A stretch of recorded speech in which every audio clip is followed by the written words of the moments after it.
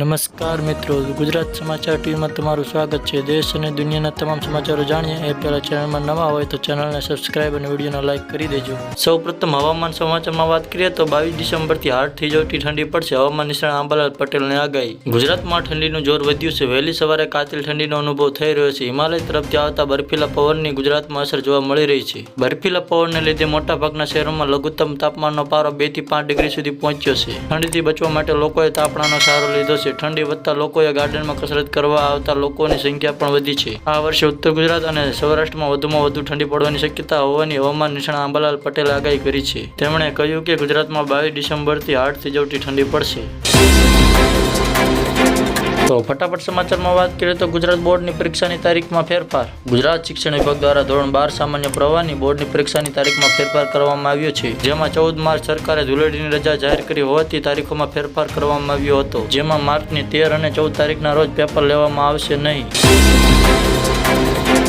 તો ફટાફટ સમાચારમાં વાત કરીએ તો દરેકના ખાતામાં 42,000 રૂપિયા જમા થશે। ફાઇલ તૈયાર। જો તમે પણ પ્રધાનમંત્રી કિસાન સન્માન નિધિના 19મા હપ્તાની આતુરતાથી રાહ જોઈ રહ્યા છો તો આ સમાચાર તમારા માટે ખૂબ જ ઉપયોગી છે। કારણ કે કેટલાક જાગૃત ખેડૂતો એવા છે જેમને પીએમ કિસાન નિધિ હેઠળ 6,000 રૂપિયા મળતા નથી, પરંતુ સરકાર તરફથી વાર્ષિક 42,000 રૂપિયાનો લાભ મળે છે। પીએમ કિસાન નિધિ હેઠળ કોણ પાત્ર હશે? તમને જણાવી દઈએ કે સરકાર પીએમ કિસાન નિધિના લાભાર્થીઓને સરકાર માનધન યોજનાની સુવિધા પણ આપે છે। જેમાં જે ખેડૂતોએ ઓનલાઈન અરજી કરી છે એવા ખેડૂતોને પીએમ કિસાન નિધિ તરફથી 6,000 રૂપિયા અને માનધન યોજનામાંથી 36,000 રૂપિયા મળશે। તેનો અર્થ એ કે સરકાર તેના ખાતામાં આખા રૂપિયા 42,000 જમા કરશે।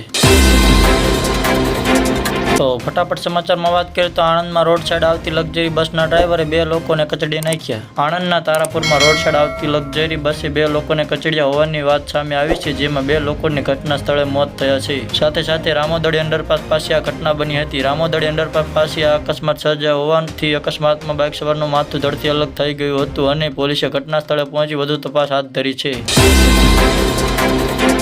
તો ફટાફટ હજી એક સમાચારમાં વાત કરીએ તો ભાવનગરમાં ડુંગળીનું મોટા પ્રમાણમાં વાવેતર કરાયું। ખેડૂતોને નથી મળી રહ્યા પૂરતા ભાવ। સમગ્ર રાજ્યમાં હવે ઠંડીની સિઝન શરૂ થઈ ગઈ છે। તેવામાં ગરીબોની કસ્તુરી ગણતી ડુંગળીનું મોટા પ્રમાણમાં વાવેતર કરવામાં આવ્યું છે। ત્યારે રવિ પાકમાં આ વર્ષે ખેડૂતોને ડુંગળીના સારા ભાવ મળે તેવી આશા સેવી રહ્યા છે, કેમ કે ભાવનગર જિલ્લાની ડુંગળી દેશના બધા રાજ્યોમાં વેચાય છે। પરંતુ તેની સામે ખેડૂતો પોષણક્ષમ ભાવ નથી મળી રહ્યા, પરંતુ આ વર્ષે સારા ભાવ મળે તેવી આશા ખેડૂતો સેવી રહ્યા છે।